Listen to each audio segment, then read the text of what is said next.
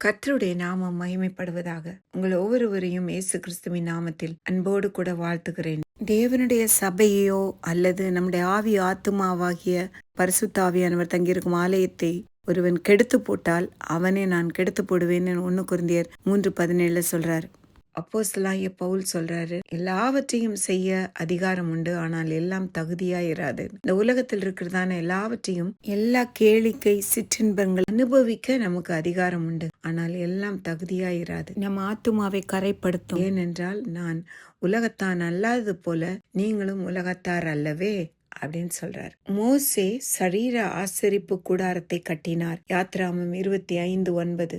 எலியா ஆவிக்குரிய பலிபீடத்தை புதுப்பித்தார். 1 ராஜாக்கள் 18:30. இயேசு மெய்யான ஆசரிப்பு கூடாரமானார். யோவான் 1:14.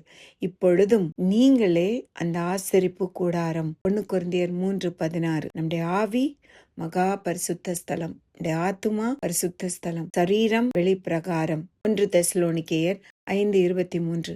அன்பு தேவனுடைய பிள்ளைகளே, நம் சரீரமானது தேவன் தங்கியிருக்கும் ஆலயமாய் இருக்கிறபடியால் நித்தியமாய் வாழப்போகிறதான நம்முடைய ஆத்துமாவை பரிசுத்தம் உள்ளதாய் குற்றமற்றதாய் நாம் காத்துக்கொள்ள தேவன் நம்மை அழைக்கிறார். அல்லேலூயா.